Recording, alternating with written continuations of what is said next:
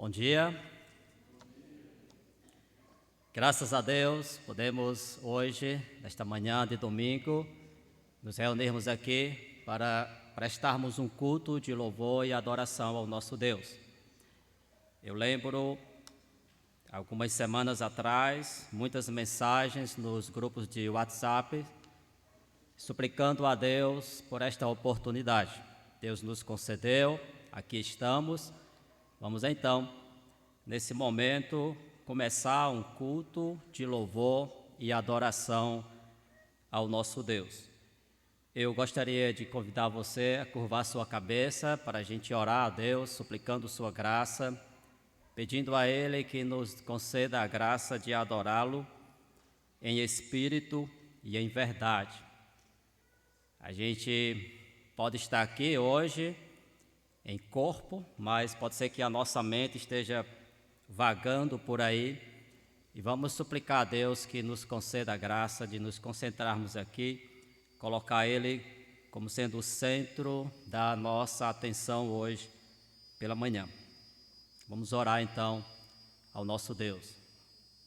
Pai eterno, Deus de misericórdia, nós suplicamos Tua graça nesse momento, que estaremos cantando louvores ao Teu santo nome, estaremos lendo a Tua palavra, estudando-a. Pedimos que o Senhor nos auxilie, ilumine a nossa mente para compreendermos a Tua santa palavra e nos conceda um coração sincero, uma mente concentrada naquilo que vamos estar fazendo, para que possamos exaltar ao Senhor, exaltar o Teu santo nome, o Teu Filho e o Espírito Santo. Muito obrigado a Deus pelas pessoas que puderam chegar e que estão chegando, que o Senhor abençoe cada uma delas, e aquelas pessoas que não puderam estar presentes, mas estarão em casa acompanhando à noite através das redes sociais. Nós suplicamos, Pai querido, que o Senhor receba toda a honra e toda a glória nesse momento, pois nós estamos aqui reunidos em nome de Jesus Cristo. Amém. Vamos abrir nossas Bíblias para o livro de Apocalipse, capítulo 4. Iremos ler o capítulo todo, são apenas 11 versículos. Livro de Apocalipse, capítulo 4. Iremos fazer a leitura do capítulo inteiro.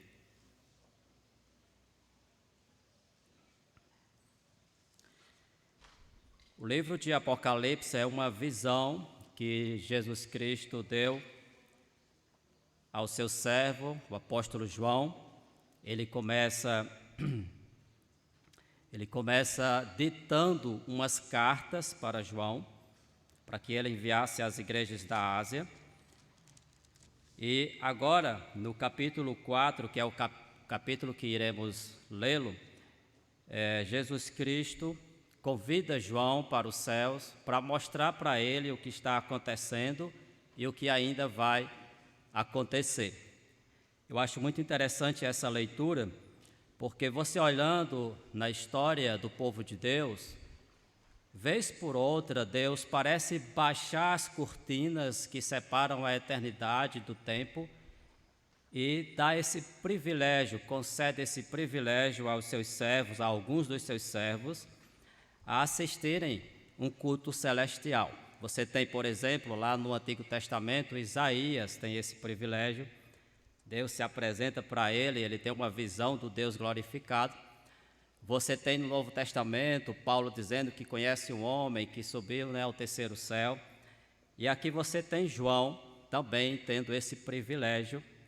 E hoje temos nós com esse privilégio de ler esse registro, essa revelação que Jesus Cristo deu ao seu servo. Leiamos então as palavras que dizem assim: a visão do trono.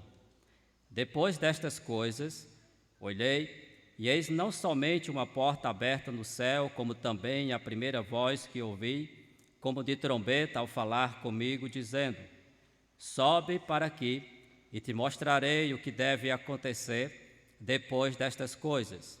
Imediatamente eu me achei em espírito, e eis armado no céu um trono, e no trono alguém sentado, e esse que se acha sentado se acha assentado, é semelhante ao aspecto a pedra de jaspe e sardônio, e ao redor do trono há um arco-íris semelhante no aspecto a esmeralda.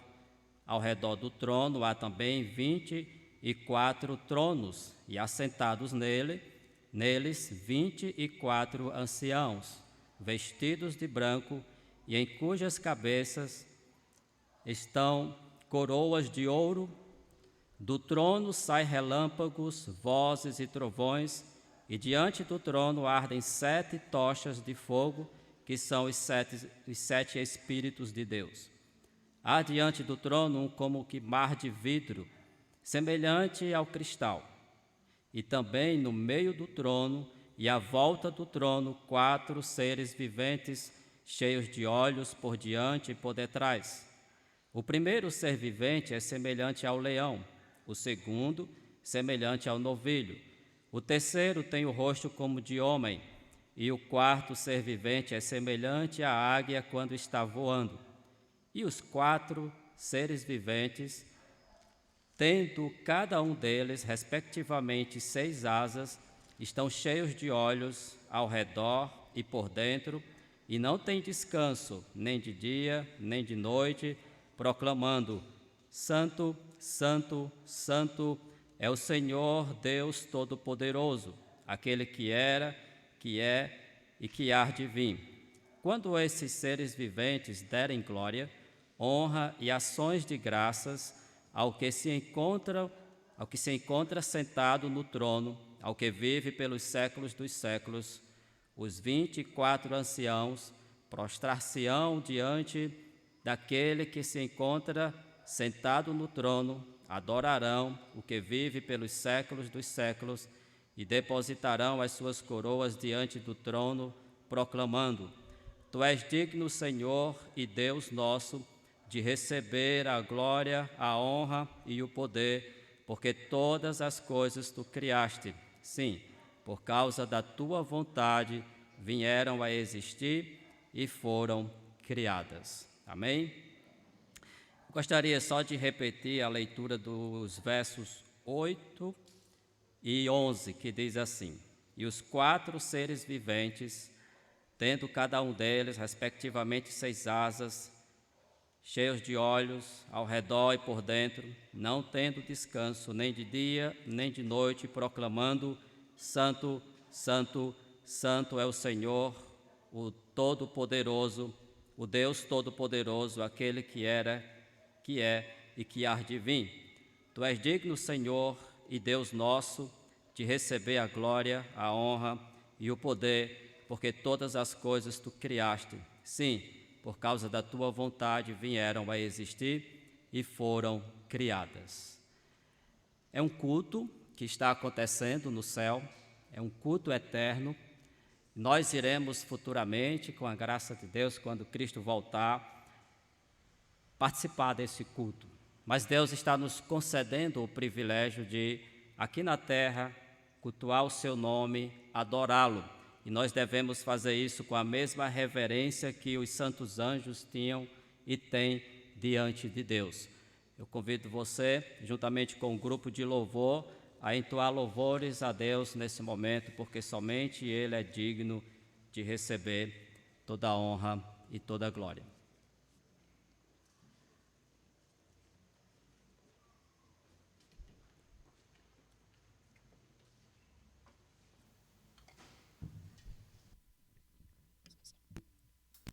Bom dia, irmãos.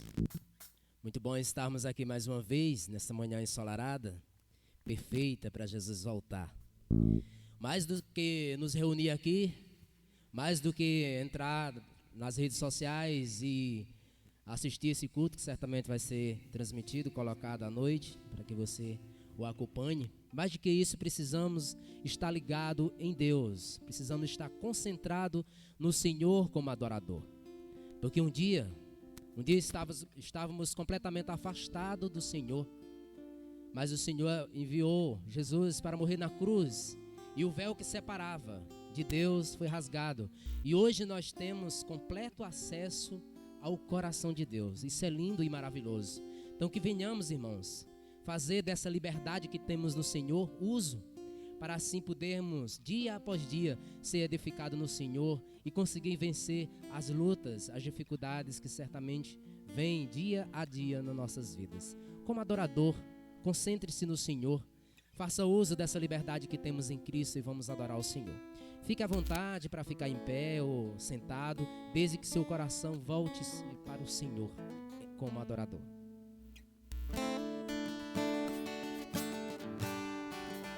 Jesus em tua presença, o título desse louvor.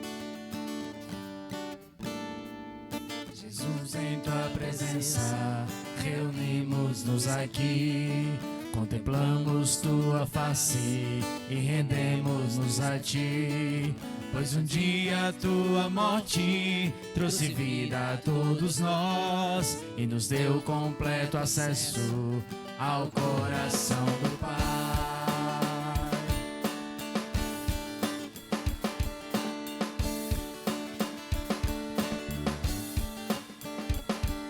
Jesus, em tua presença, reunimos-nos aqui, contemplamos tua face e rendemos-nos a ti. Pois um dia a tua morte trouxe vida a todos nós e nos deu completo acesso ao coração do Pai. O véu que separava já não separa mais. A luz que outrora apagada agora brilha e cada dia brilha mais. Só pra te adorar e fazer teu nome grande e te dar o louvor que é devido. Estamos nós aqui.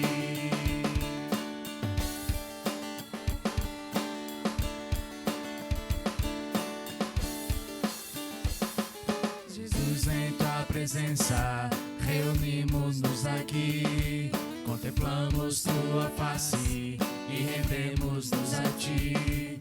Pois um dia a tua morte trouxe vida a todos nós e nos deu completo acesso ao coração do Pai. O véu que separava já não separa mais. A luz que outrora apagada agora brilha e cada dia brilha mais. Só pra te adorar e fazer teu nome grande e te dar o louvor que é devido. Estamos nós aqui só pra te adorar e fazer teu nome grande e te dar o louvor que é devido. Estamos nós aqui.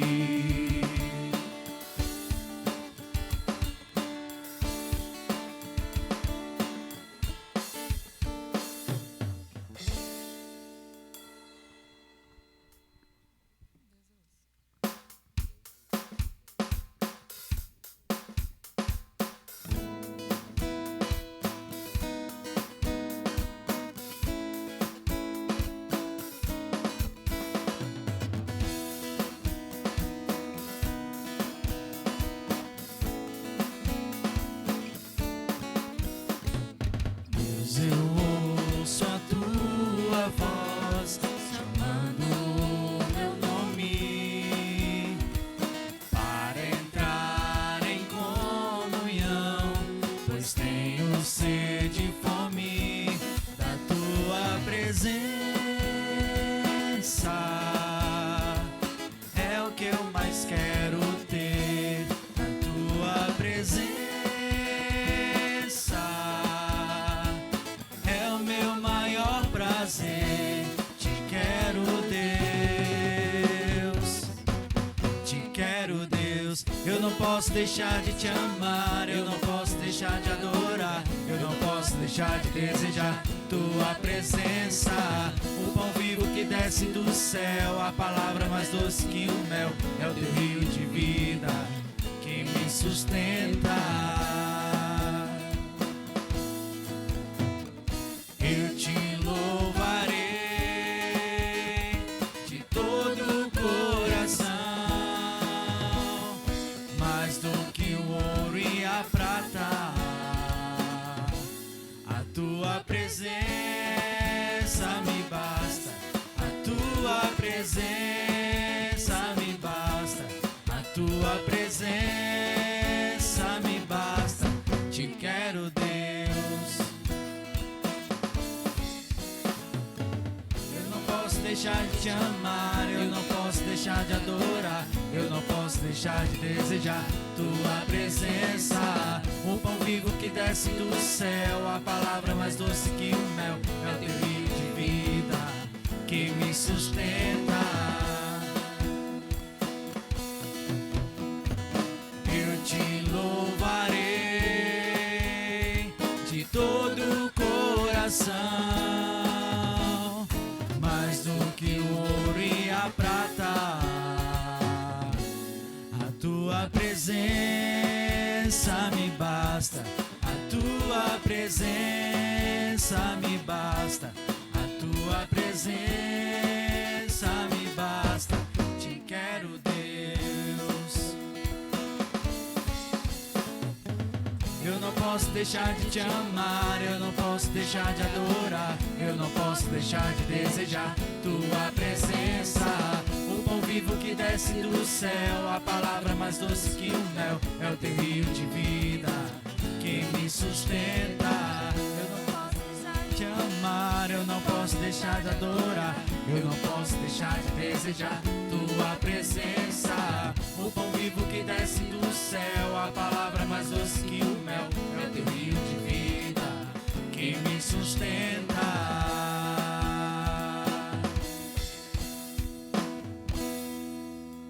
Estaremos cantando agora o hino do cantor cristão. Convido os diáconos responsáveis pelo recolhimento das ofertas.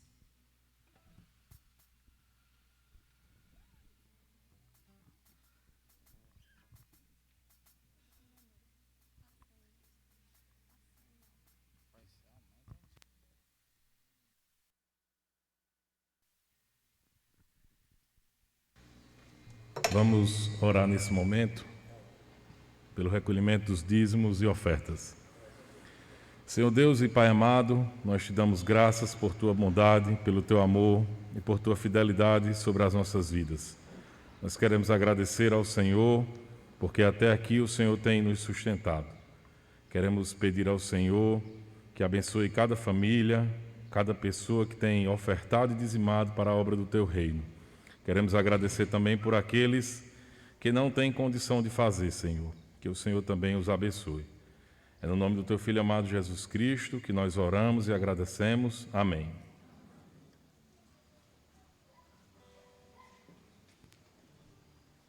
Hino do cantor cristão, Deus cuidará de mim.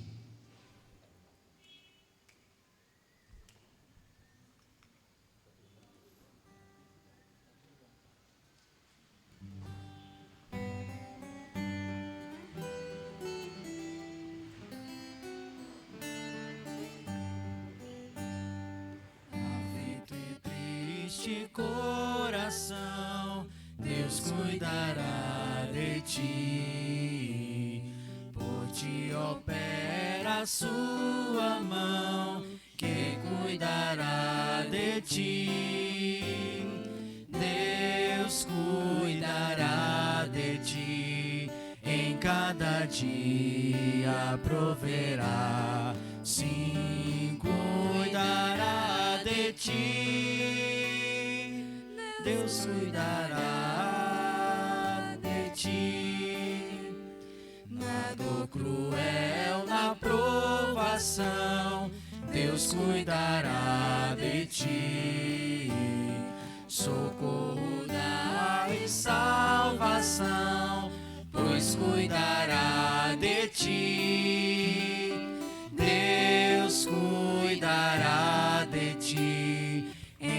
cada dia proverá. Sim, cuidará de ti, Deus cuidará de ti.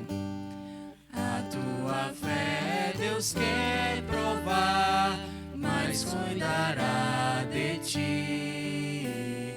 O teu amor quer aumentar e cuidará de ti.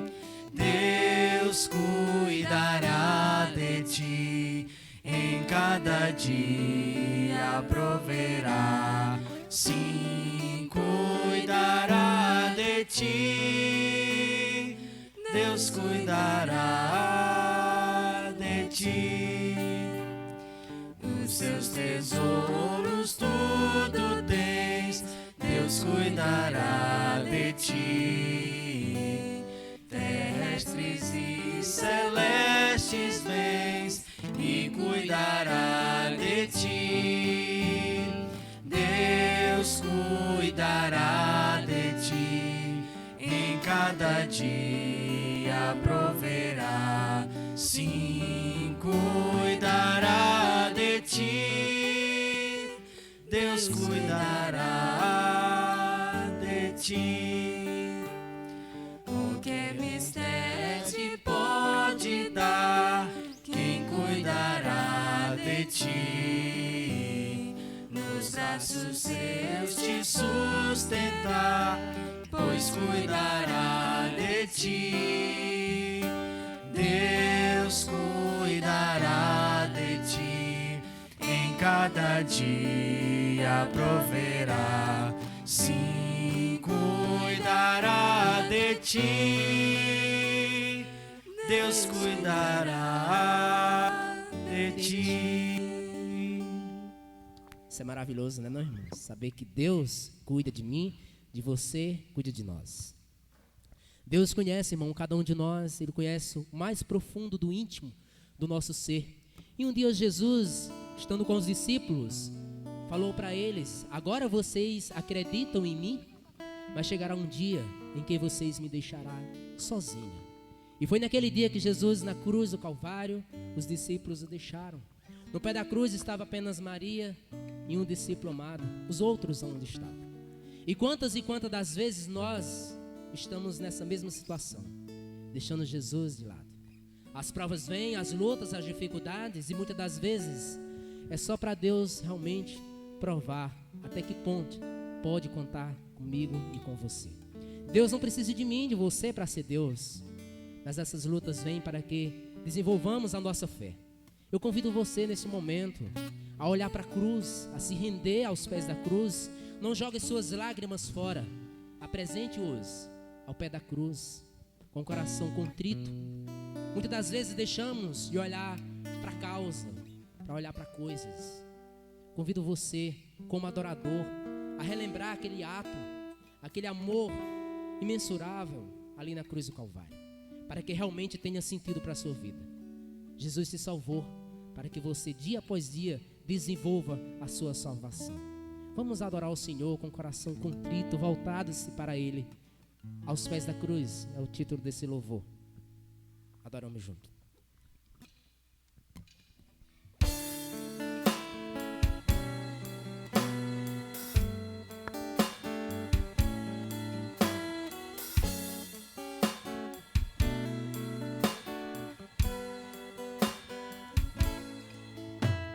Meu Jesus maravilhoso és, minha inspiração a prosseguir.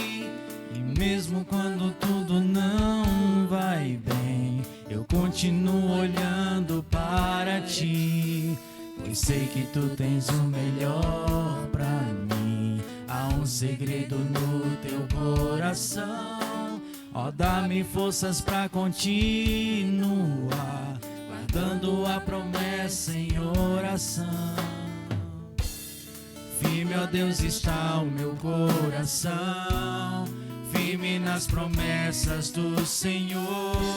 Eu continuo olhando para ti, e assim eu sei que posso prosseguir. Rima mesmo quando eu chorar, as minhas lágrimas serão para regar a minha fé e consolar meu coração. Pois os que choram aos pés da cruz, clamando em nome de Jesus, alcançará de ti, Senhor, misericórdia, graça e luz.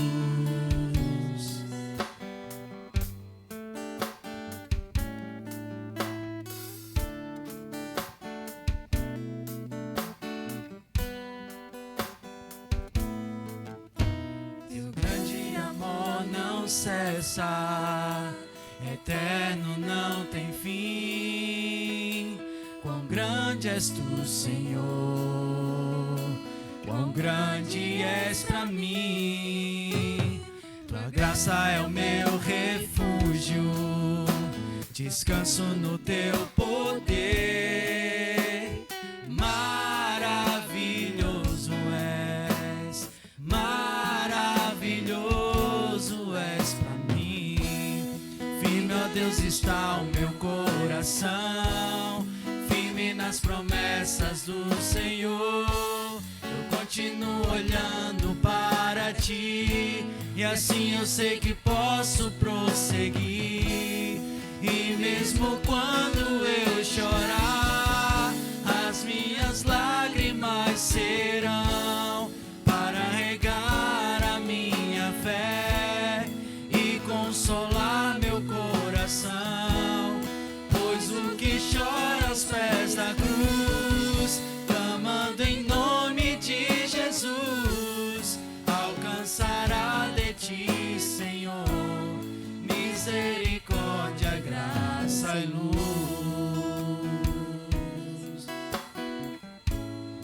Misericórdia, graça e luz. Misericórdia, graça e luz. Amém.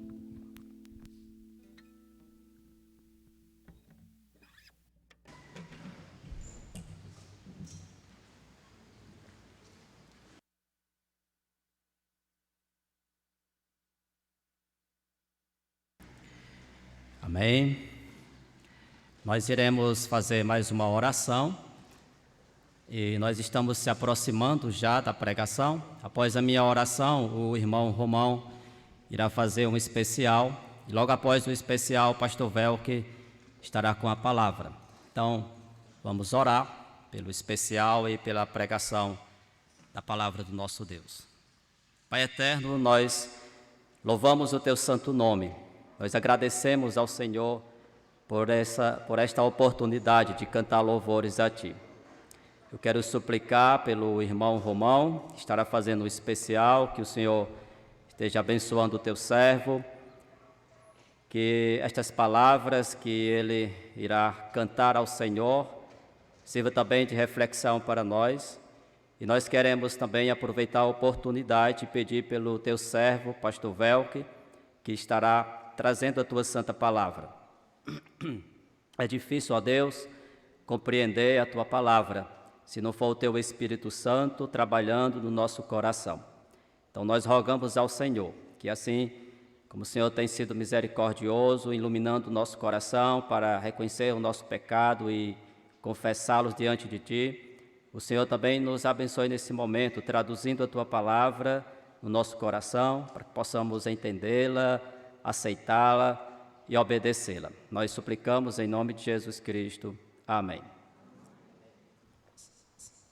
Amém. Como é bom, irmãos, poder expressar o quanto Deus é fiel, quanto Deus tem cuidado de mim, de você, cuidado de nós, quanto Deus tem sido fiel a nós.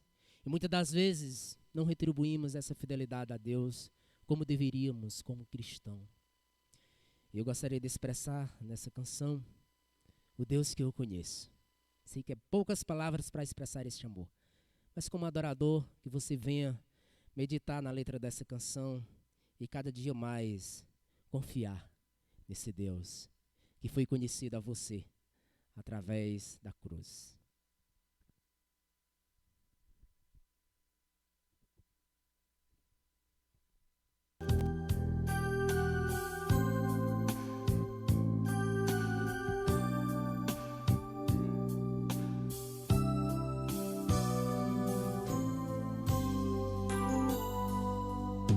Sei que não mereço, mas o Deus que eu conheço é fiel a mim.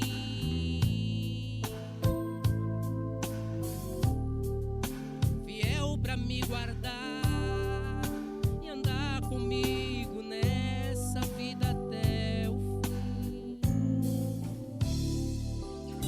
O Deus que eu conheço nem quebra nem desmancha quando cai no chão, mas sempre me socorre quando clamo por seu nome numa oração. Meu Deus é poderoso e quando Ele fala, cala a terra e céu.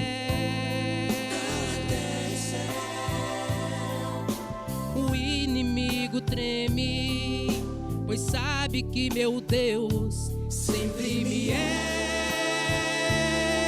fiel.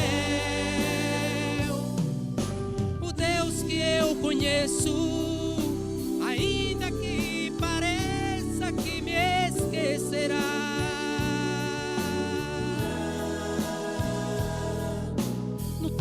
que escolheu, o Deus que eu conheço me levantará.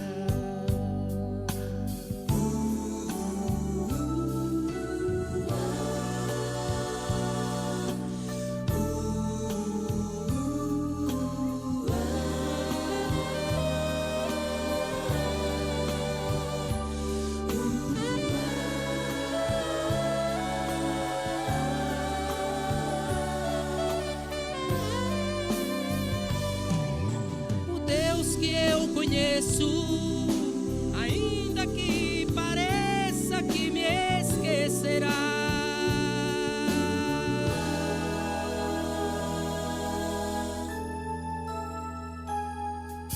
no tempo que escolheu, o Deus que eu conheço me levantará. Por isso que eu não quero desistir de confiar nesse Deus, porque Ele sim é fiel.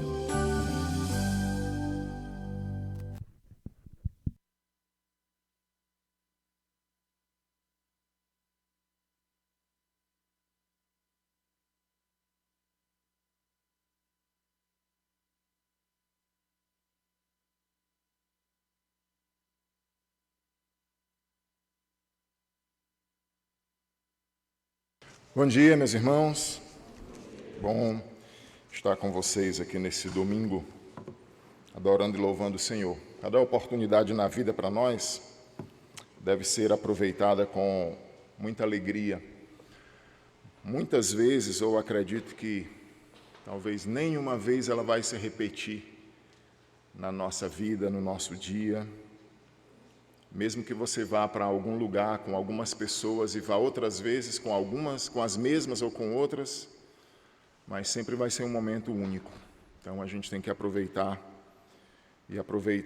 para quem passou aí esse tempo e algumas cidades ao nosso redor em lockdown, a gente poder estar se reunindo aqui é uma grande bênção, um grande presente do Senhor. Tem um texto aqui que eu queria ler antes da gente abrir a nossa Bíblia no texto que nós vamos estudar, um texto que diz assim: leram no livro, na lei de Deus, claramente, dando explicações de maneira que entendessem o que se lia. Esse texto aqui está no livro de Neemias, capítulo 8, e é aquele momento onde o povo de Israel, o Neemias era o governador, o Esdras era o escriba que ensinava, E esse povo estava reunido ali, passaram uma parte do dia confessando o pecado e chorando, outra parte do dia lendo as Escrituras. E o que eu acho interessante nesse texto é que ele diz que, dando explicações de maneira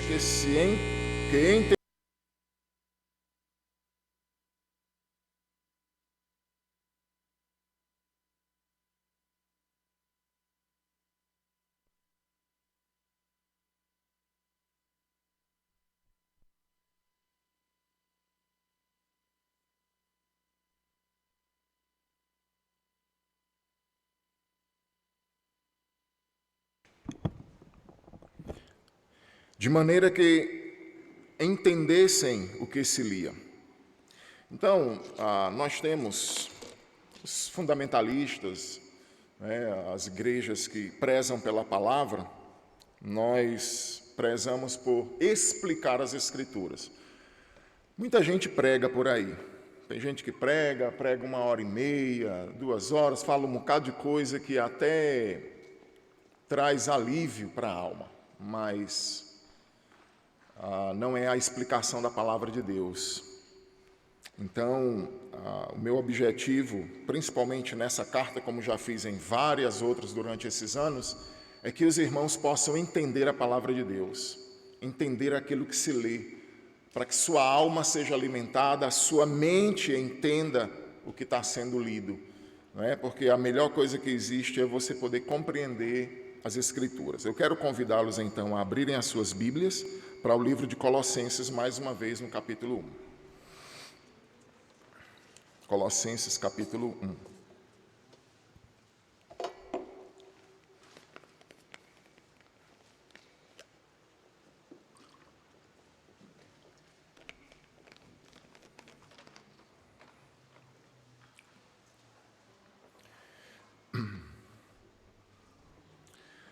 Nós vamos ler hoje o verso 3, 4 e 5.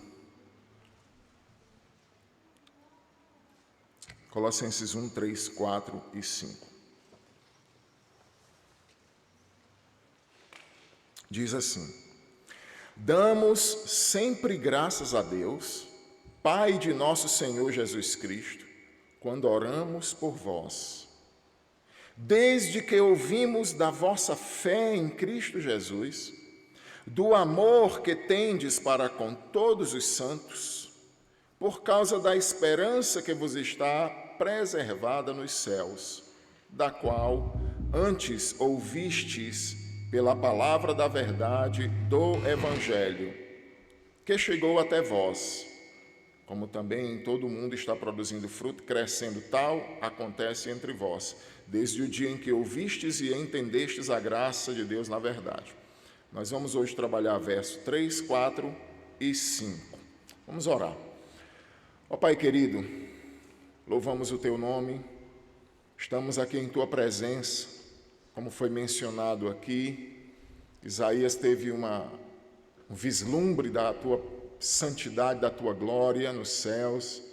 João teve também uma pequena visão dos anjos adorando, das miríades adorando ao Senhor.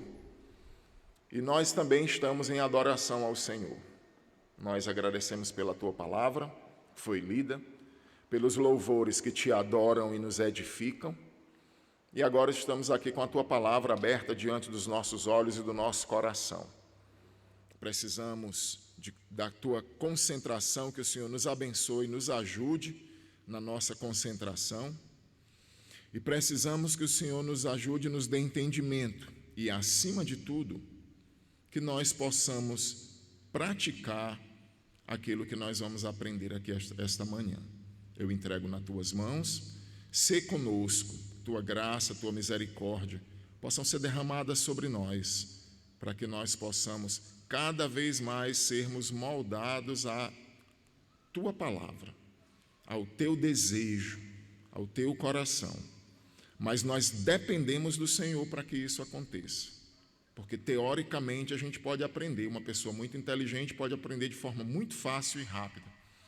Mas o praticar, Senhor, é o mais difícil. E nós precisamos do poder, da força do Teu Santo Espírito nos capacitando a viver esses parâmetros essenciais do cristianismo. É em nome de Jesus, o nosso Salvador, o nosso Redentor, o nosso Senhor, que nós oramos. Amém. Muito bem, meus irmãos, para facilitar a mensagem de hoje, o nosso tema, eu trabalhei três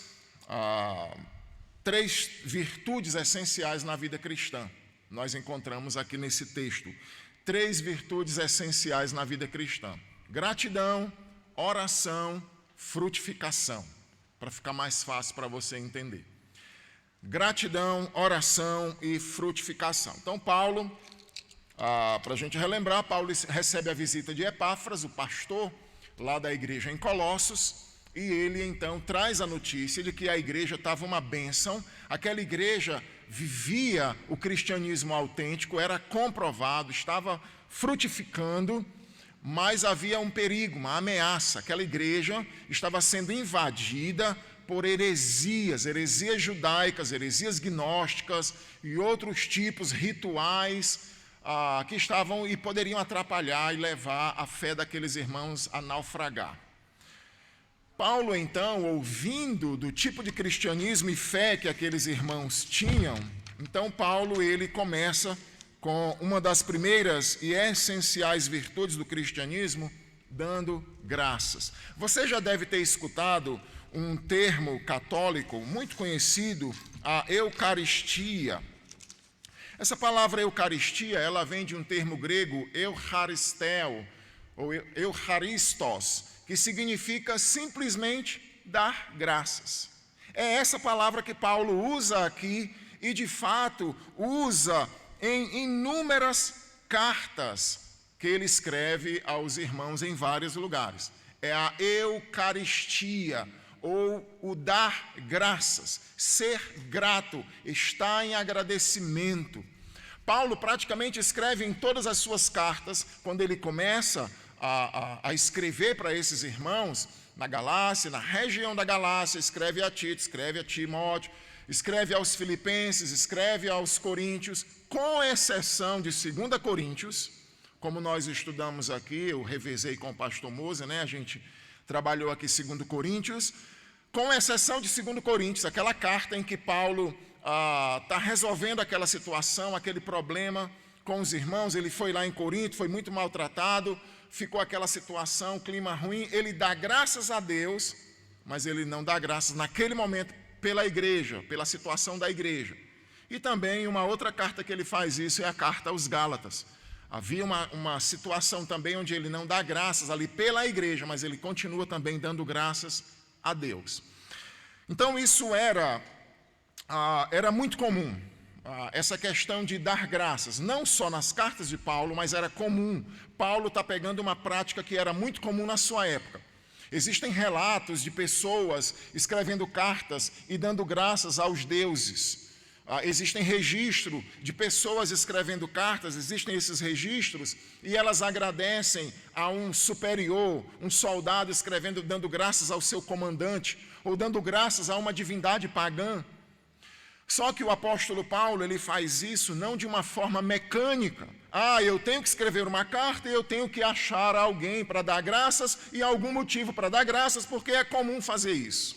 Isso vai além de algo mecânico. E por falar em mecânico, nós temos que ter muito cuidado para na vida cristã a gente não ficar fazendo as coisas simplesmente mecanicamente.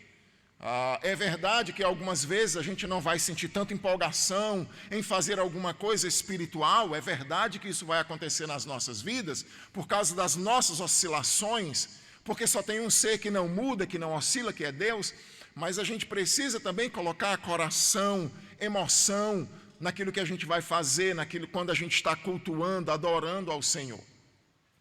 E o apóstolo Paulo, ele não faz isso simplesmente agora porque está escrevendo uma carta. Na verdade, ele deixa claro para os colossenses que isso é um hábito dele. Dar graças é um hábito. Ele faz isso constantemente, ele olha para aquela situação dos irmãos em Colossos e toda a vida que ele vai orar, ou pelo menos boa parte das vezes que ele vai orar, ele menciona ele louva a Deus, ele dá graças a Deus pela vida daqueles irmãos e pelo desenvolvimento da sua fé. Mesmo, você deve lembrar que essa é uma das epístolas da prisão. Paulo estava preso. Você deve lembrar que havia perigos rondando a igreja em Colossos. Mas o que a gente aprende aqui é que mesmo vivendo essa situação, o apóstolo Paulo, então, ele nos ensina que é possível dar graças, é possível, em meio às circunstâncias difíceis, a gente cavar e conseguir achar coisas para a gente trazer louvores e gratidão a Deus. Paulo não está sendo simplesmente alguém amável, isso fazia parte do seu coração. Era algo constante na vida de Paulo.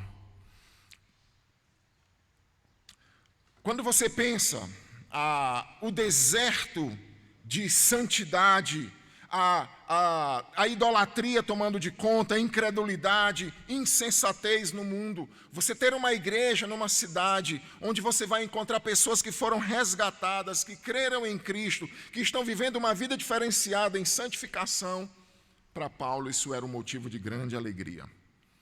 Ele estava preso, mas mesmo assim ele conseguia encontrar motivos de dar graças a Deus, principalmente pela vida daqueles irmãos. A segunda virtude que nós podemos desenvolver, que é essencial dentro da vida cristã, é a oração. O apóstolo Paulo, então, ele diz, olha, eu não cesso de dar graças a Deus. Ele faz isso em várias cartas. Talvez você esteja, eu acho que o pastor já pregou sobre isso, claro que já preguei sobre isso. Eu já expus o livro de Efésios, Paulo fala a mesma coisa na carta aos Efésios. O apóstolo Pedro começa dizendo a mesma coisa, damos sempre graças ao Deus Pai, que nos vivificou, nos deu uma viva esperança, que somos guardados pelo poder de Deus para a salvação em Cristo Jesus. Então isso é muito comum, os autores bíblicos fazem isso. Mas a forma como Paulo dá graças é através da oração. Nesse momento ele está agradecendo em forma de carta. Mas lá no silêncio, lá no recôndito, lá no seu cantinho isolado, ele já vinha fazendo, isso era uma prática no coração de Paulo, através da oração. Oramos e agradecemos muito por vocês. Qual era a ideia de Paulo aqui? Além de ter tudo isso que eu já falei, além de ser uma prática comum naquela época, escrever uma carta e achar algum motivo ou alguém para dar graças, além de ser algo do coração de Paulo, está transbordando, porque quem vê pessoas sendo salvo, não só nossos familiares, mas eu acredito que aqui com os irmãos, quando geralmente diz, meu pai se converteu, minha mãe se converteu, é uma alegria, não é? Tem gente aqui que a gente ora constantemente. Quem não lembra aqui o Josval, a Joana Dark, a Luzanira, e tantos outros irmãos pedindo para que seu pai ou a sua mãe se convertam. E quando alguém chega e diz, irmãos, meu pai e minha mãe se converteu, então a gente já sente aquela, nossa, que coisa maravilhosa, porque é tão difícil. Principalmente está ficando cada vez mais difícil. Não se dá para fazer culto de rua hoje. O único tipo de evangelismo que a gente pode fazer hoje aqui é um evangelismo pessoal, é o seu trabalho, é o seu contato com seus amigos e as pessoas que estão ao seu redor. É uma alegria muito grande. Mas além disso, de ser algo formal, como numa carta, e ser algo do coração de Paulo, Paulo também estava querendo introduzir uma forma de mostrar para aqueles irmãos que ele se importava com eles.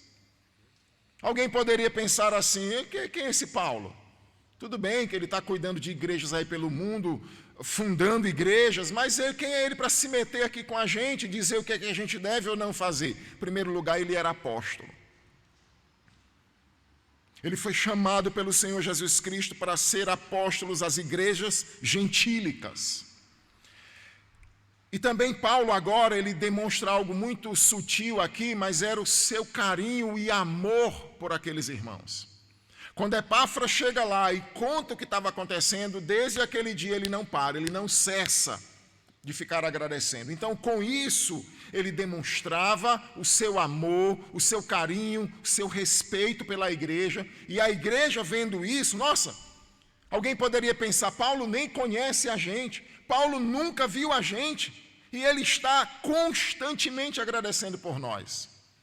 Eu já falei aqui para vocês algumas vezes, mas de vez em quando eu me encontro com pessoas que dizem, pastor, não paro de orar pelo senhor. Um desses exemplos é a Petinha lá do seminário. A Petinha, ela tem um caderno de oração, ela viu praticamente todos os pastores aqui da região se formarem. Pastor Almir, que é professor, pastor Paulo, e até alguns dos americanos, ela viu ali menino e viu eles se formarem, voltarem, e ela disse, pastor, eu tenho uma lista de todos os pastores da região, e eu não cesso de orar por vocês. E a gente nem pensa muitas vezes que o nosso ministério está de pé por causa de pessoas assim. Vou lá no Aquiraz e encontro pessoas, tenho orado por você todos os dias. Eu tenho um primo, que é casado com uma prima minha legítima, e eu me lembro num carro que eu tinha, e eu comprei um carro para pagar em 48 prestações. Já estava bem pertinho de terminar. Ele disse, nunca deixei um dia sequer de orar para que você conseguisse pagar a prestação do seu carro. Isso demonstra amor. Amor de verdade. É gastar tempo com alguém. Paulo fazia isso e ele então quebranta o coração daqueles irmãos em Colossos para saber, eu me preocupo com vocês. O que eu vou tratar com vocês nessa carta, eu vou tratar porque eu amo vocês e eu me preocupo com vocês. E Deus é testemunha nas minhas orações do quanto eu me preocupo com vocês. A essência dessa oração, você pode, por exemplo, abrir lá, no capítulo 1, verso 9 a 13, abra lá, por favor, já está, se a sua Bíblia estiver fechada, você abre. O verso 9, ele diz, aqui nós encontramos a essência da oração, o que Paulo orava por eles, olha que coisa linda. Por esta razão, também nós, desde o dia em que ouvimos, não cessamos de orar por vocês. E de pedir o quê? De pedir que vocês transbordem no pleno conhecimento da vontade de Deus, em toda a sabedoria e entendimento espiritual, a fim de vocês viverem de modo digno. Olha só a essência da oração, irmãos. A oração de Paulo, além de dar graças a Deus, era Deus, eles estão uma bênção. Mas, Senhor, eu peço que o Senhor encha esses irmãos de vontade de conhecer a Tua palavra, de se esforçarem para estudar a Tua palavra, de serem santificados na Tua palavra, que eles transbordem do conhecimento do Senhor, para que eles possam ter uma vida condigna da fé que eles têm. Irmãos, como é triste a gente ver algumas pessoas vivendo de forma tão completamente diferente. É verdade que a gente peca, é verdade, a gente peca. Não tem ninguém perfeito, não. Nós temos falha. Eu falho como marido, minha esposa falha como esposa, a gente falha como pais, meus filhos falham como filhos, a gente falha como cidadão. Mas as pessoas viverem de forma completamente, com padrões completamente diferentes do Evangelho, isso é muito triste. E o desejo de Paulo, a oração de Paulo era simplesmente não pelo conhecimento em si, porque o conhecimento em si, sem amor, ele enche de soberba.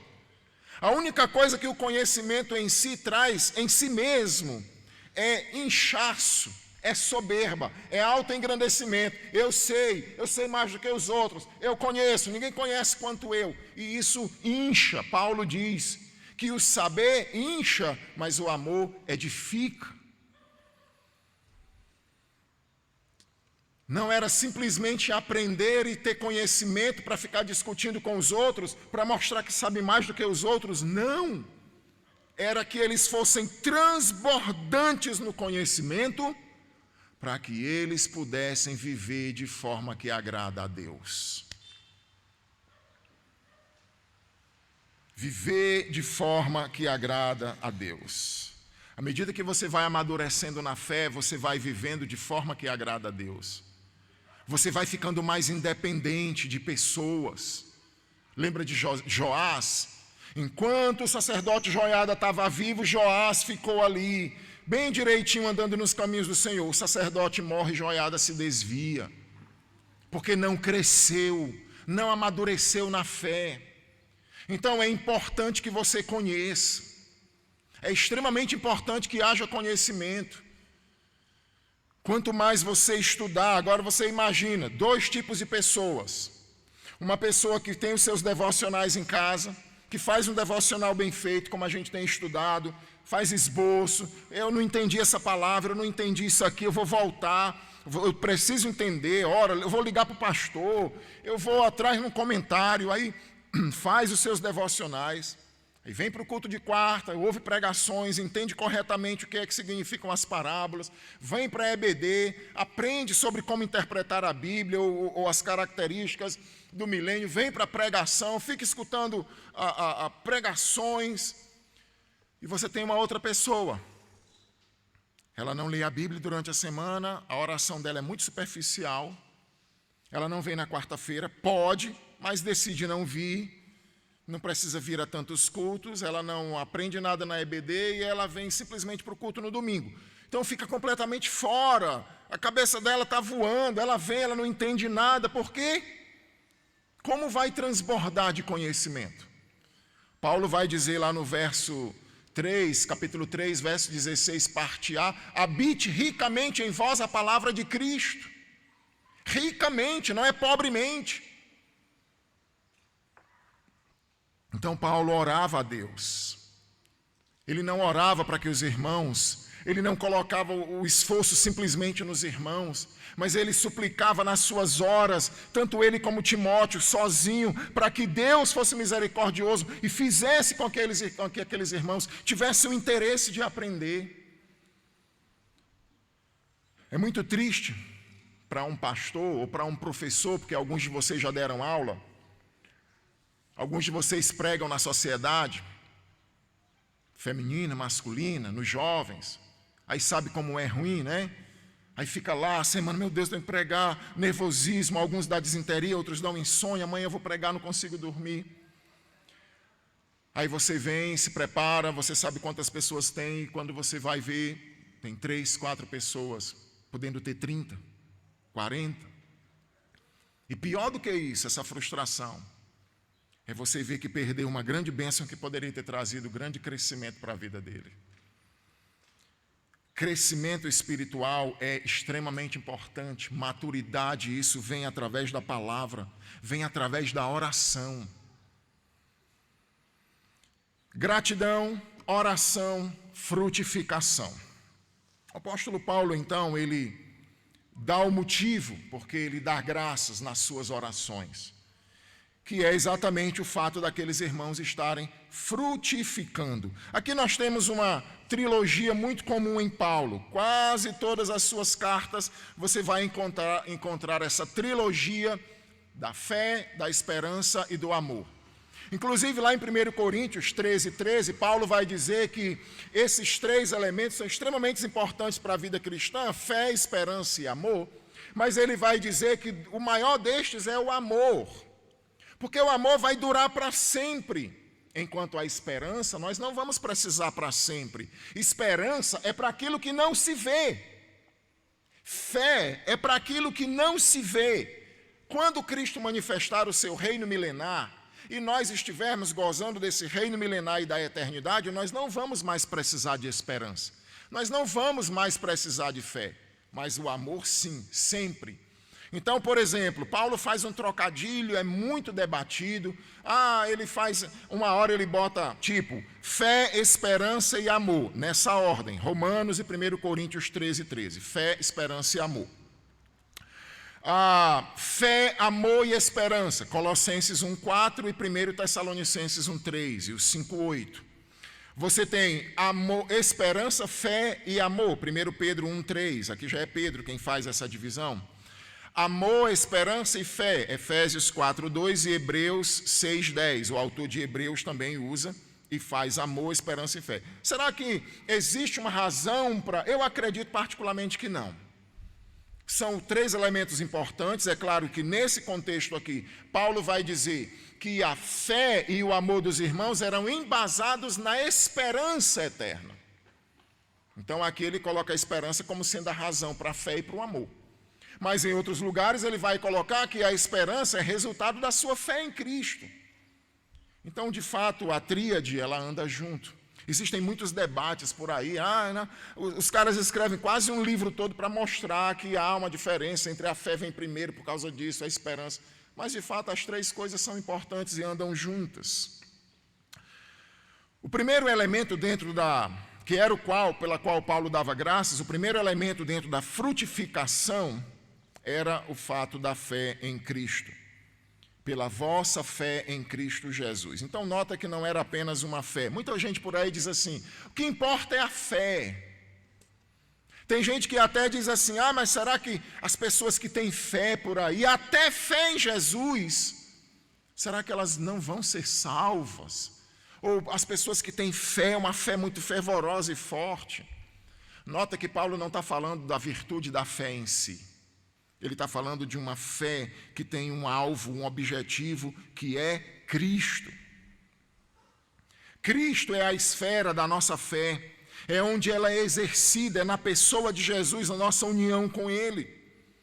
A fé em Jesus Cristo é um modo de vida. Por isso que muita gente por aí diz, não, mas eu acredito em Jesus. Mas quando você vai ver a vida delas, não condiz. Quando Paulo escreve aos Tessalonicenses, em 1 Tessalonicenses 1:3, que também era uma igreja muito elogiada por essa tríade, fé, esperança e amor, o apóstolo Paulo então elogia, dá graças a Deus pela operosidade da vossa fé. Operosidade da fé. Essa palavra significa que a fé, ela é muito mais do que algo subjetivo. Ela é exercida na vida prática, operosidade da fé. É claro que muita gente tem fé em muita coisa.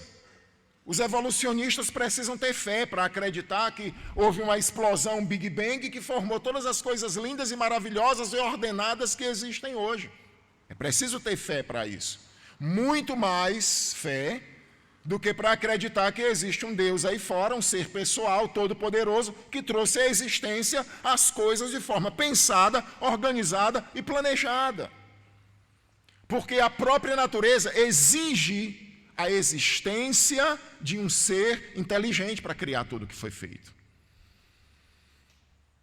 Mas não é simplesmente o fato de ter uma fé subjetiva. Há necessidade de ter uma operosidade nessa fé. A fé nunca anda sozinha. Tiago vai falar sobre isso. Essa fé de vocês pode salvar? Não pode. Ela é morta, ela é inútil, ela é inoperante. Ela não salva. O apóstolo Pedro, quando ele vai na sua segunda carta, capítulo 1, ele vai dizer aquelas virtudes que vão dar o crescimento, associai a vossa fé,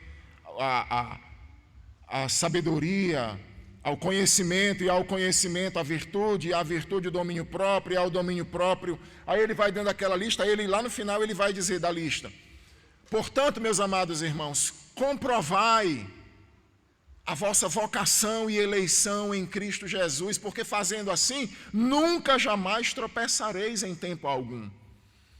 Então Pedro está dizendo, olha irmãos, vocês vivendo uma vida dessa forma, vocês vão comprovar que vocês são um eleito e que realmente vocês foram chamados por Deus.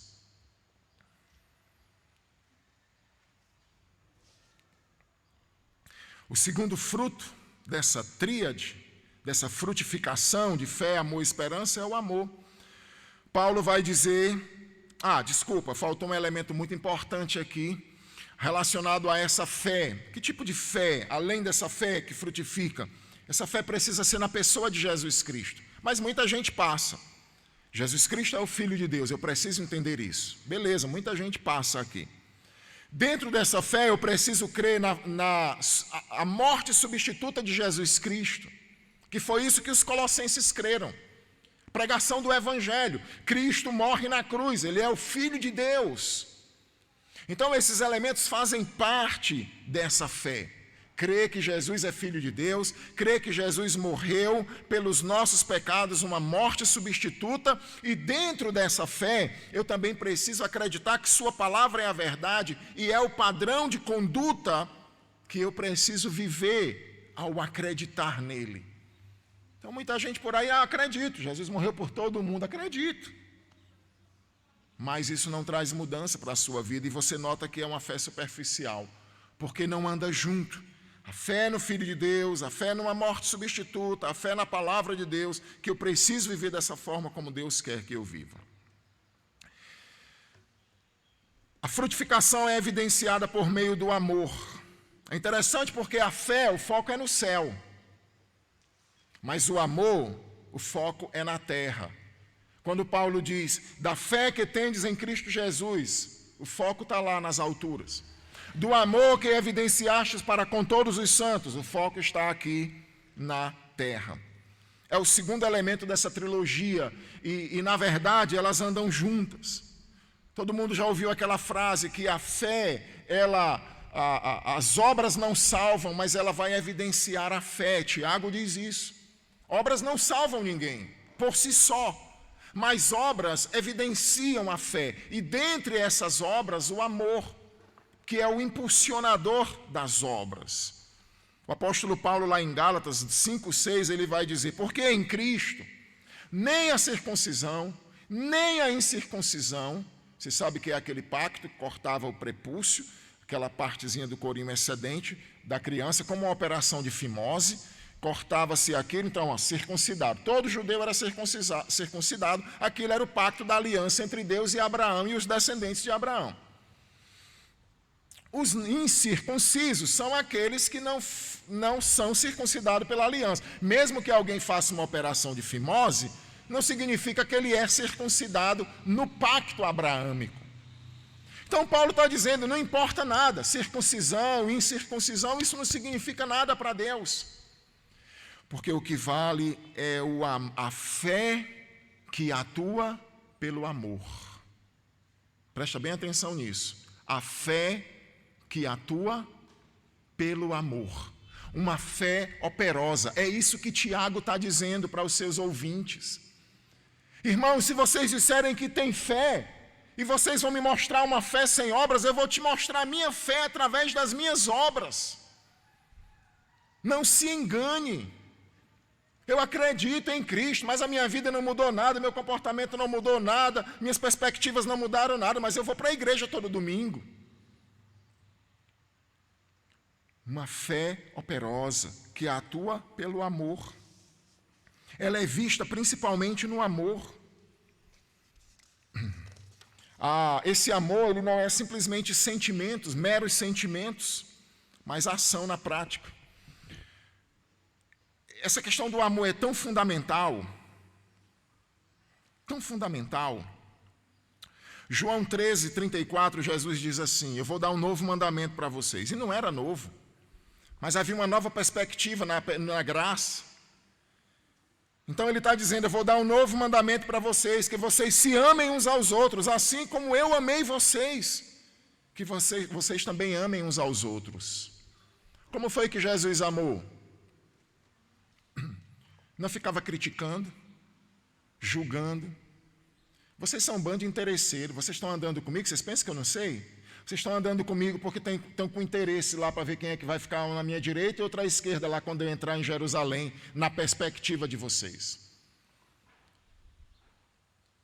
Vocês aí que estão me seguindo por causa de pão, de comida, de milagre, por cura, muitos de vocês nem têm amor por mim, estão só com interesse. Jesus não fica criticando.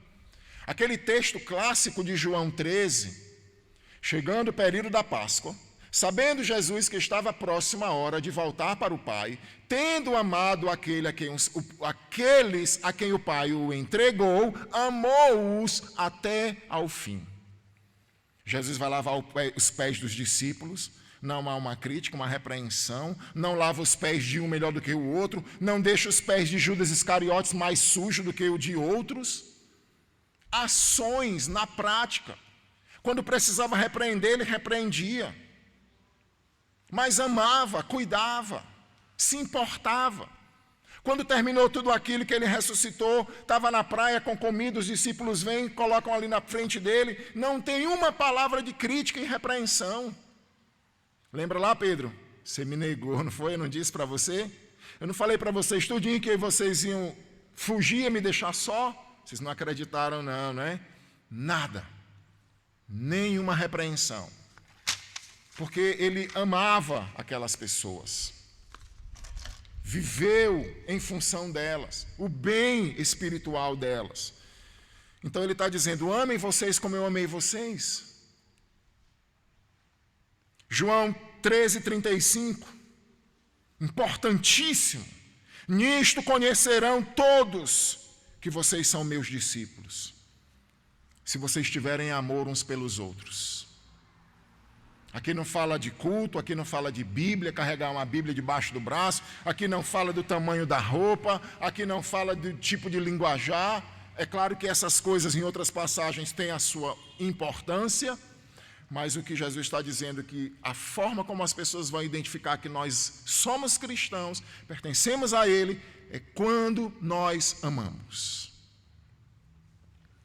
O apóstolo João, em 1 João 4,7, amados, amemo-nos uns aos outros, porque o amor procede de Deus. Todo aquele que ama é nascido de Deus e conhece a Deus. Se você não ama, você não conhece a Deus, você não pertence a Deus.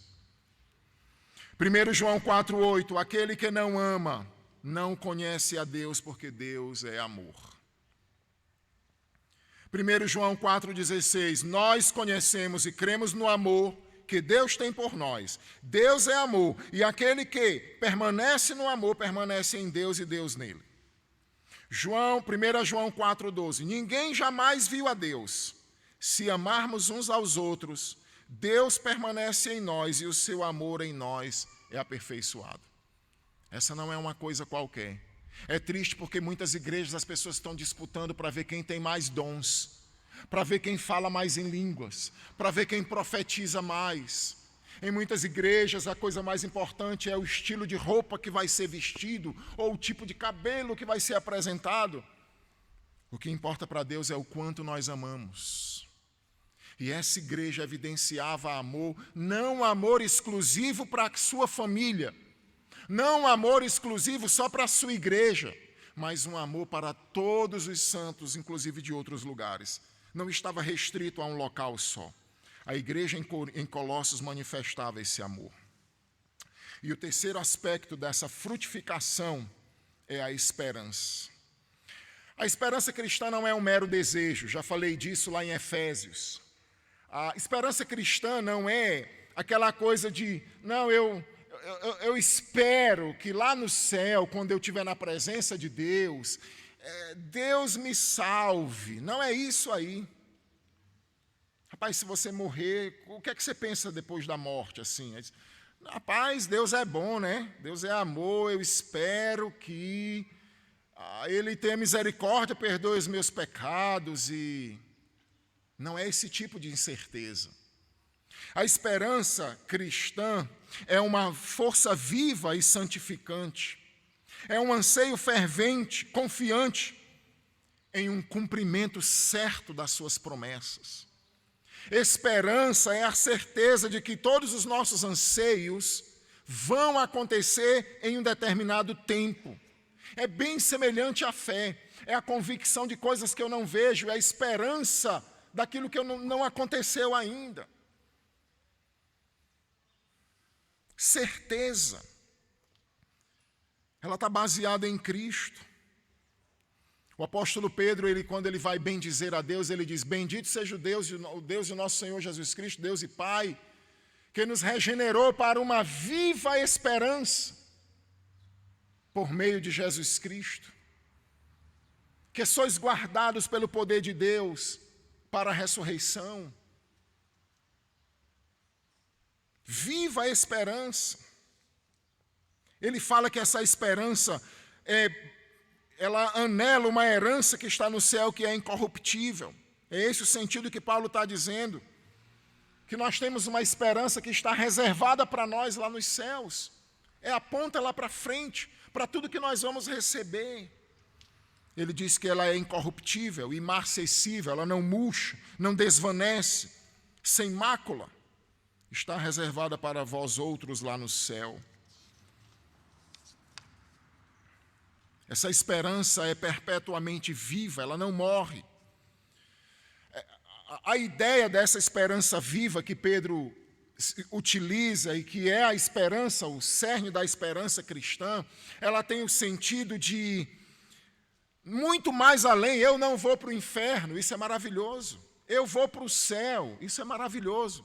Mas a ideia da esperança, esse elemento tão importante aqui, que quando se concretizar em nós, nós não vamos mais utilizar, ela nos garante a certeza, ela fornece de uma forma inevitável a certeza e a convicção. Nós não vamos ser decepcionados.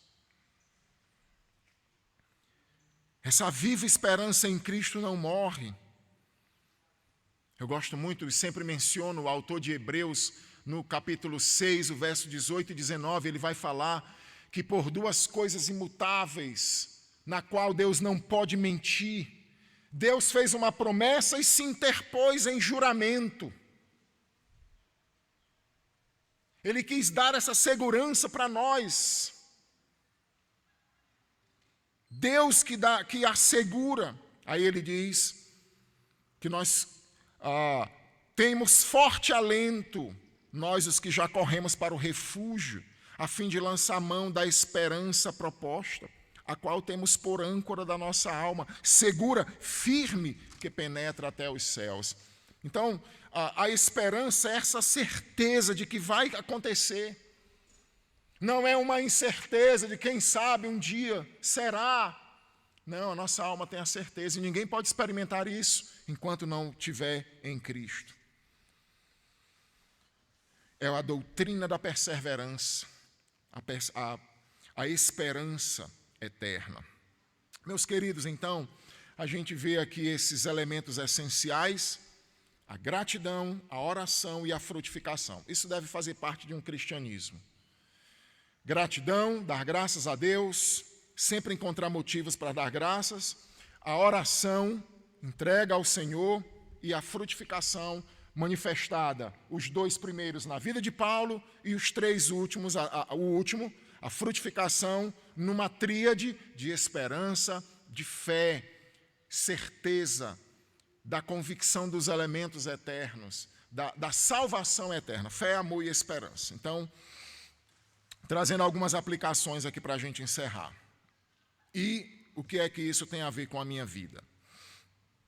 Primeiro, dar graças é o antídoto contra a murmuração. Naturalmente, por causa da natureza de Adão, nós temos tendência a murmurar e a encontrar coisas ruins em tudo. É nosso, faz parte de nós. Claro que algumas pessoas bem mais elevado, outras menos. Mas a nossa tendência natural é olhar para as coisas e murmurar. Josué falou uma coisa muito interessante domingo, quarta-feira, que são aquelas frases que às vezes a gente diz, mas o Josué ultimamente tem dito aí umas frases marcantes. Assim, uma delas que ele falou, quando teve o câncer lá no auge, ele disse: a gente canta louvores e a gente nem pensa o peso desses louvores. Porque a gente diz assim: vem o Senhor minha vida oferecer como oferta de amor. Aí a gente vem e canta. Aí Deus amanhã mata um filho, ou leva um acidente, tem as duas pernas amputadas. Aí eu começo a dizer: mas por quê? Por quê, Deus? Por quê? Bem, eu entreguei minha vida para Deus fazer o que quiser. Então eu estou aqui parafraseando o que ele disse na época. Porque às vezes a gente diz coisas aqui, e essa foi uma das frases que marcou minha esposa e marcou a mim. Às vezes a gente fala sobre isso, não é? A outra frase que Josué falou quarta-feira foi: a gente acha que hoje está ruim. Aí a gente olha para trás, né? Ele falou, até me lembrei de Eclesiastes 7, que diz: nunca diga, porque foram os dias passados melhores do que estes, porque com sabedoria jamais dirias isso. Se eu não me engano é o verso 14 que diz isso. E ele disse, e a gente olhava para trás, e atrás lá era tão bom, mas quando a gente estava lá, a gente olhava e dizia: lá atrás era tão bom, e quando a gente estava lá, A gente olhava que lá atrás era bom. Isso é porque nós não encontramos motivos para dar graças. Vocês lembram que nas pregações de Davi eu falei que o antídoto contra o medo é a confiança. O antídoto contra a ansiedade é a oração. Então,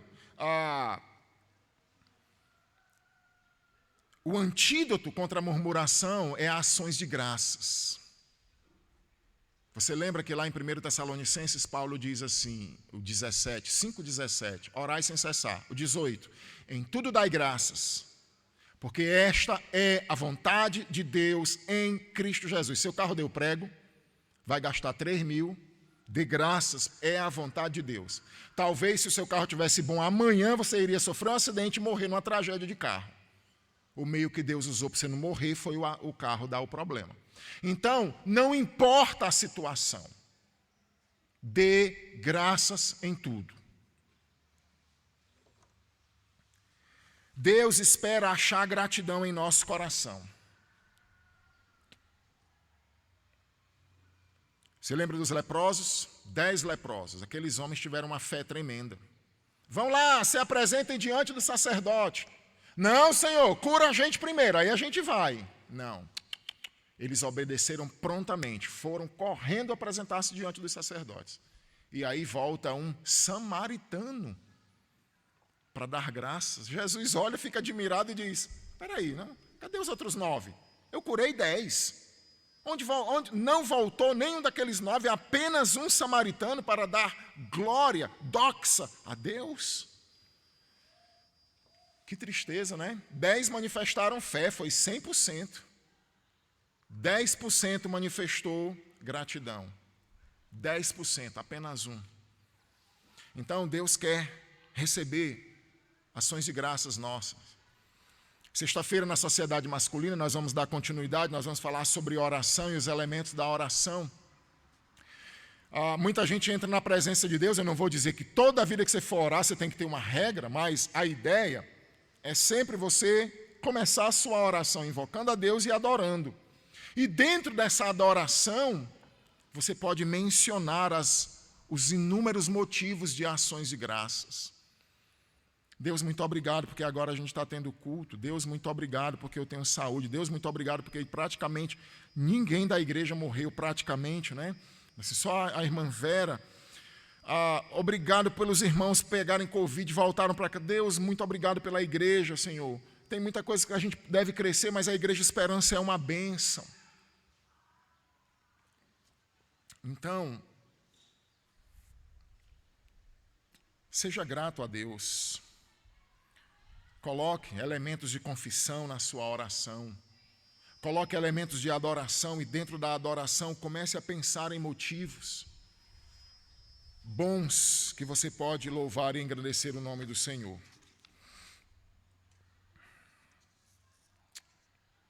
Mesmo nos momentos difíceis, a gente pode encontrar coisas boas. Paulo estava preso, a igreja em Colossos estava sob ameaça de heresia, mas mesmo assim ele encontrou motivos para agradecer a Deus. Em relação à oração, uma coisa bem interessante que eu aprendo aqui é que a gente não precisa estar perto de alguém para resolver algum problema e para interceder por ela. Nós não precisamos estar perto, nem sequer conhecer a pessoa para podermos afetá-la positivamente através da oração. Talvez alguém pense, quem é Jaime Leonardo que está todo mundo falando no grupo, sei nem quem é, vou orar por ele.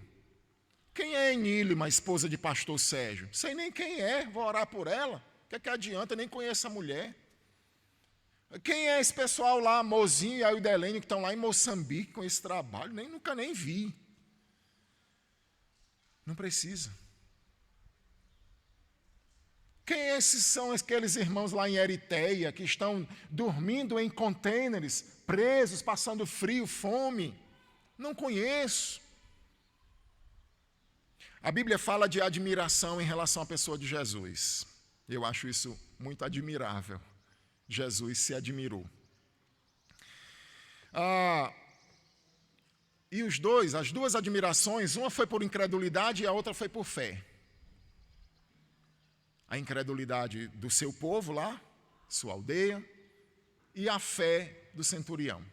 Ele manda anciãos ir até Jesus. Os anciãos vão até Jesus e dizem: mestre, olha, ele é um homem que ajuda muito, constrói sinagogas, é um homem de fé, ele está pedindo pelo servo dele. Aí Jesus diz: vamos lá. Quando o centurião sabe que Jesus está no caminho, aí ele manda servos dizer para Jesus: olha, eu não sou digno de que tu entres em minha casa. Eu sou um gentil, tu és um judeu, eu sei que é impureza. Tu vais ficar contaminado, não pode. Mas diga uma palavra.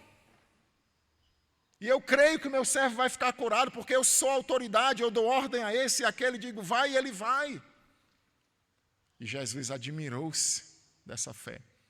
Porque esse cara simplesmente estava dizendo: Jesus, eu sei que quando o Senhor fala, não importa onde o Senhor esteja, o Senhor vai fazer com que a coisa se resolva.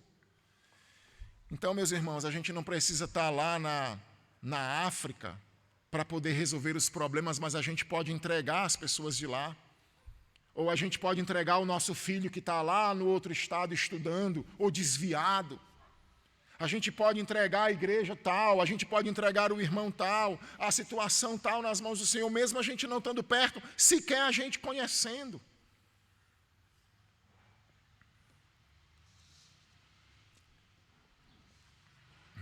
Queria também destacar aqui para os pastores, pastor Rondinelli, pastor Mose, pastor Cícero Paulo, né? A importância para nós de orar pelo nosso povo, orar pela mocidade, orar pelas pessoas da igreja, pelas famílias. Porque Paulo ensina aqui para a gente que é importante que os líderes orem. É importante que se tire tempo para orar, que tenha uma lista pelas famílias, que se ore por todas as pessoas da igreja. É claro que a gente pode fazer assim: Senhor, abençoa a igreja, isso qualquer um pode fazer, abençoa a igreja. Mas recai uma responsabilidade sobre nós, porque essa é a função primordial para os pastores. Quando os diáconos foram instituídos, o problema era esse: os apóstolos estavam pregando, orando, dividindo comida, dinheiro, e não dá não é muita coisa. Institui diáconos que façam isso e nós vamos nos dedicar à oração e à pregação da palavra. Então é extremamente essencial o ministério para ser duradouro, para ser sólido, para que tenha uma igreja estruturada, a oração. Você pode fazer 1000 coisas, sem a oração não vale. É apenas trabalho humano, mero esforço humano. Manifestando o amor aos santos, como a Igreja Esperança pode ser conhecida como a Igreja do Amor? Ela já é conhecida, né? Em muitos aspectos a Igreja Esperança é uma bênção. Um deles, que João fala muito, é cuidar das necessidades dos santos. A Igreja Esperança tem chegado junto, pela glória de Deus, para a glória de Deus. Mas ainda precisamos melhorar. Como a gente pode manifestar amor? Se importando, irmãos. Se importando. Eu preciso observar na igreja, será que alguém está precisando de companhia para orar? Muitas vezes nós vamos no automático. Quarta-feira, eu fico observando. Aí já tem uns que já senta logo com a esposa, que já ora ali com a esposa, com os filhos, aí outro já vai para as suas rodinhas de amigos, e poucos vão... Deixa eu ver que tem algum visitante hoje aqui. Rapaz, tem um visitante. Será que alguém vai orar com ele ali? Uma forma da gente se importar. Porque aí ele vai chegar, vai todo mundo formar os seus grupos, o visitante vai ficar só na igreja ali, ó. Aí ele sai de fininho, vai embora e vai chegar lá fora e vai dizer: rapaz, fui lá na Igreja Esperança, entrei e saí, parecia um fantasma. Eu espero que não aconteça ali com a amiga de Michele, né?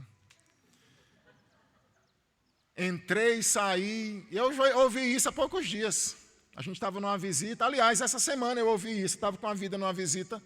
E a pessoa disse: fui numa igreja ali, entrei e saí, ninguém... Nós precisamos se importar. A igreja de Colossos se importava. Quem eu posso ajudar me aproximando, saindo do meu grupinho pequeno, ou então trazendo essa pessoa para dentro do meu grupinho? Orando pelos irmãos. Ore pelos seus irmãos. Sempre que você estiver orando, ou tem um caderninho com a lista. Pastor, me dê uma lista dos membros para eu orar sistematicamente pelos membros da minha igreja. Ou se você não lembrar, você vai orar. Senhor, abençoa meu irmão Raimundo, aquele trabalho tão difícil dele ali naquele apartamento, naquele prédio. Senhor, que a esposa se converta, que suas filhas se convertam. Que o Senhor dê um jeito de levar ele para lá, ou de trazer essa família para cá, de convertê-los. Senhor, eu oro pelo sustento do meu irmão.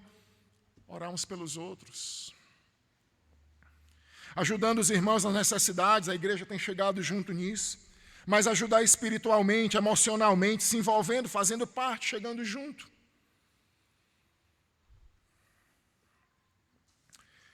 A frutificação, eu já falei sobre isso, aqui é o nosso último ponto de aplicação, mas o apóstolo Pedro ele vai falar, irmãos, isso aqui é muito sério, muito sério. Judas Iscariotes, ele era tão crente, que quando Jesus disse para ele, vai lá e faz o que tem que fazer, os evangelhos registram que os apóstolos pensaram que Judas tinha ido comprar alguma coisa, visto ser ele o homem que carregava a bolsa do dinheiro. Ninguém desconfiou de Judas Iscariotes. Não é o fato de vir à igreja, não é o fato de levantei um dedo na igreja, que torna você um crente, não. Mas é uma transformação de vida. Uma transformação no linguajar.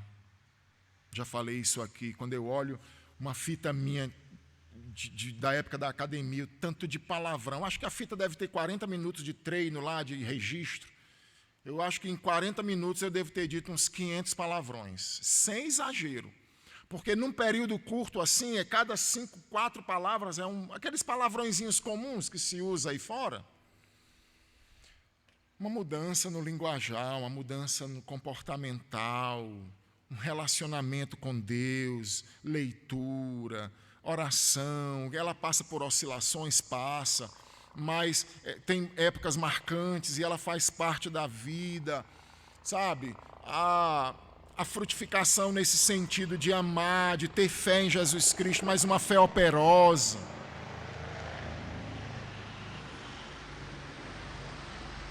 Alguém esqueceu de avisar o Nival que não passasse aqui para fazer barulho, né? Nival, nosso irmão aí, quando está de plantão, está aí pilotando. Pilotando não, ele não é piloto não, né? Só operante, não é isso? Tripulante. Muito obrigado, sub. É sub. Subtenente Nival. Muito bem, então, não se engane não. É isso que Tiago está dizendo. Uma fé em si mesmo, sem uma evidência, ela é morta. É morta. Então, por isso que Paulo louvava a Deus por essas pessoas lá em Colossos. Tinha frutos. Então, eu fico pensando, algumas pessoas aqui dentro da igreja, não tem envolvimento, não tem mudança, não tem transformação, não se envolve, aí, meu Deus, sabe, oração. Mas faça uma avaliação da sua vida. Fé operante. Amor para com todos os santos. Uma viva esperança que faz a mudança aqui. Então vamos orar. Eu quero convidar, vai ter os avisos ainda, né? Pastor Mose com os avisos, só um aviso, domingo que vem a gente vai ter sessão, ok? Tem muita coisa para ser lida, muita coisa para ser, então eu quero pedir aos irmãos que a gente não vai registrar essa parte da sessão, só o culto, e vamos tentar também encurtar, o grupo de louvor já diminui o número de louvores, certo? Bota só 2, deixa um para o final, porque a gente vai dedicar mais tempo. A ceia era para ter sido hoje, mas o Edinho não veio, né? Está aí não, né, Edinho? Aí não tivemos a ceia também hoje. A gente não vai fazer tudo junto no próximo domingo, não, para não ficar muita coisa. Mas nós vamos fazer a sessão, tem alguns assuntos para tratar, desmembrar algumas pessoas, incluir outras, e algumas coisas que a igreja precisa ficar informada, né? Acerca, por exemplo, do pastor Cícero Paulo, do irmão Sivanildo em relação ao seminário, e tantas outras coisas, Ouro Branco, as demissões de algumas pessoas. Então, próximo domingo, tá bom? Vamos orar então, e aí o pastor já pode vir, o grupo de louvor também. Senhor, seja conosco, através desta palavra, aquilo que o Senhor quer que cada um seja tocado através do Espírito Santo, que possa trazer transformação para as nossas vidas, que traga glória para o Teu nome, louvor, alegria ao Teu coração. Transforma-nos, enche-nos de amor, enche-nos de fé, enche-nos de conhecimento do Senhor, para que a nossa vida possa ser de acordo com a Tua vontade. Que a viva esperança possa transbordar em nosso coração, de modo que a gente possa triunfar sobre os temores deste mundo, as incertezas, os reveses e todas as demais coisas que muitas vezes querem nos derrubar, Senhor. Eu entrego nas Tuas mãos e oro em nome de Jesus. Amém.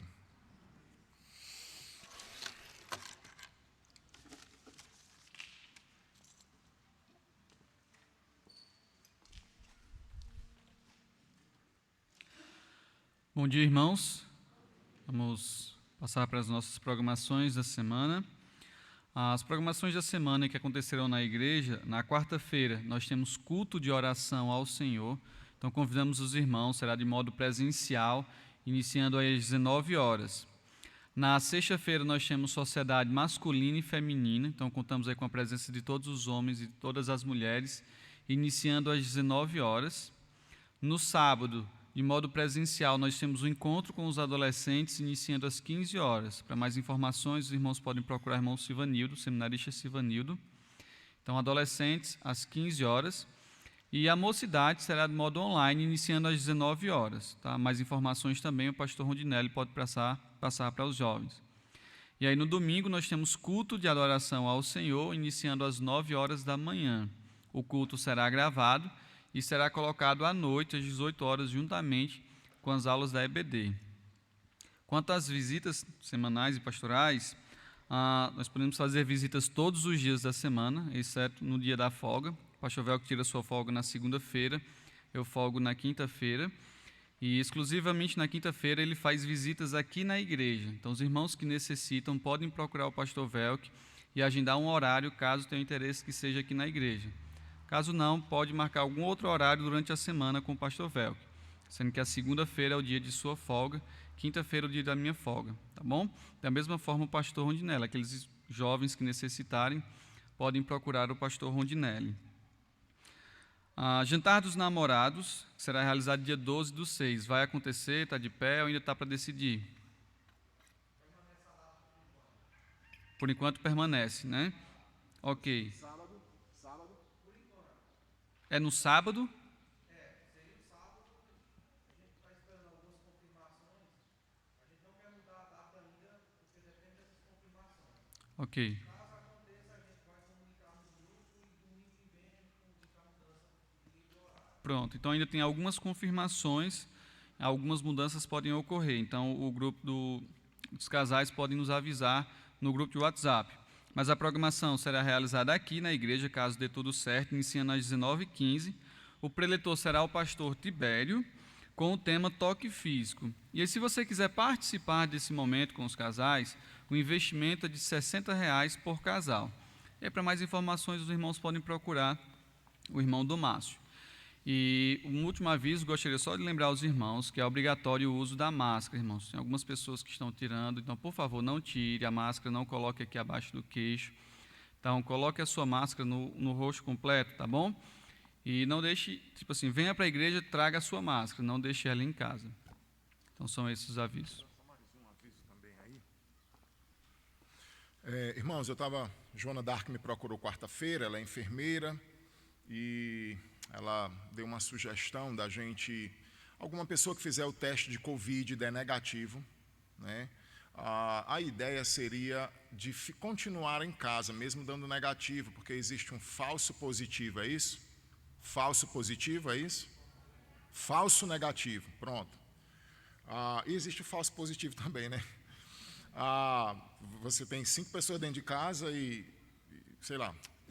Mas assim, então a ideia dela é, você está com todos os efeitos, não está sentindo cheiro, não está sentindo gosto, mas também não está acamado, aquela coisa. Aí foi fazer o teste, deu negativo. Então, o ideal é você permanecer em casa 10 dias, né? Assim, não vir para a igreja, né? Como foi, porque ela falou na quarta-feira, porque eu contei o caso de Eliseneide, né? Estava assim, com alguns sintomas, outro irmão também tinha dito, e acabou que não deu. Carlos Filho também, né? Não fez o exame, mas a mãe deu positivo, por isso que ele não está vindo. Então, assim, o ideal é que, a partir de hoje, assim, quem tiver os sintomas e mesmo for fazer o exame e der negativo, sentindo aqueles sintomas, que é referente à Covid, então tentar se isolar para acabar não contaminando, porque de repente você pode ter uma estrutura mais forte, né, e acabar pegando outro irmão que não seja tão, ok?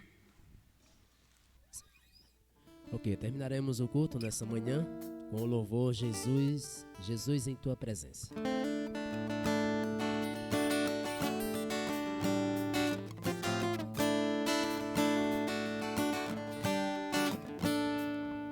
Jesus em Tua presença, reunimos-nos aqui, contemplamos Tua face e rendemos-nos a Ti, pois um dia a Tua morte trouxe vida a todos nós e nos deu completo acesso ao coração do Pai.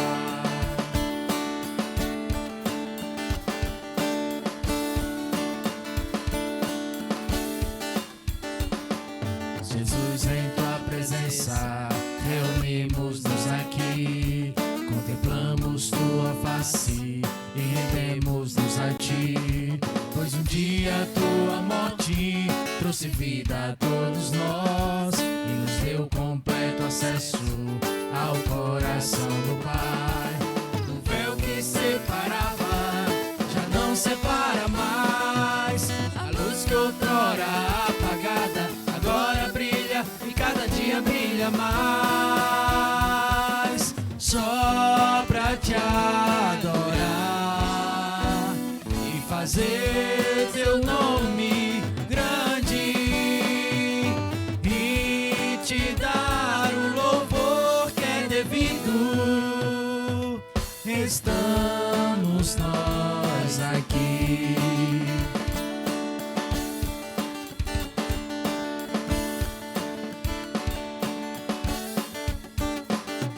Jesus em Tua presença, reunimos-nos aqui, contemplamos Tua face e rendemos-nos a Ti, pois um dia a Tua morte trouxe vida a todos nós e nos deu completo acesso ao coração do Pai. O véu que separava já não separa mais, a luz que outrora apagada agora brilha, em cada dia brilha mais, só pra Te adorar e fazer Teu nome grande e Te dar o louvor que é devido. Estamos nós aqui, só pra Te adorar e fazer Teu nome grande e Te dar o louvor que é devido. Estamos nós aqui.